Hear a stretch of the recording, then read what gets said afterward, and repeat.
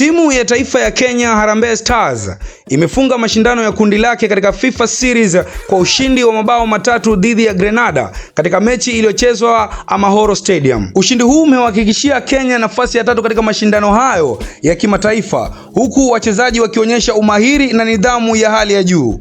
Harambee Stars walichukua udhibiti wa mchezo mapema, huku Austin Odhiambo akifunga bao lake la kwanza katika dakika ya 12. Dakika 6 baadaye, Ryan Ogam aliandika bao la pili, jambo lililosababisha shangwe kubwa kutoka kwa mashabiki waliokusanyika uwanjani. Mabao hayo mapema yalisababisha hali ya matumaini kwa timu, huku wakipambana kudumisha shinikizo dhidi ya Grenada.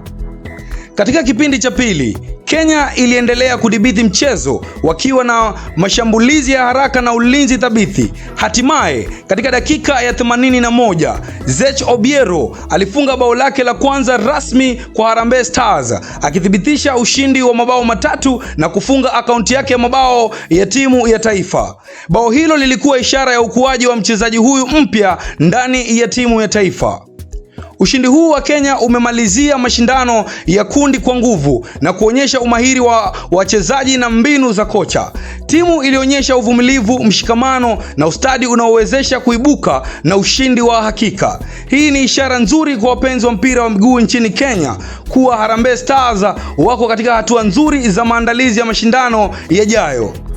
Mashabiki wamefurahia utendaji wa timu, huku mechi hii ikibaki kama kumbukumbu ya shauku na matarajio makubwa kwa timu ya taifa. Ushindi huu unaongeza morali ya wachezaji na ishara kwamba Harambee Stars wako kwenye mstari sahihi kuelekea mashindano ya kimataifa. Hii ni hatua nyingine muhimu katika maendeleo ya mpira wa miguu nchini Kenya.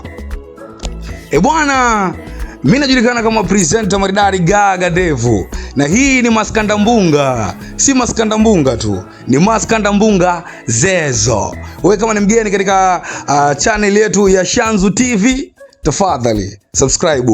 Hatuna michongo mingine ya kufanya mjini baba.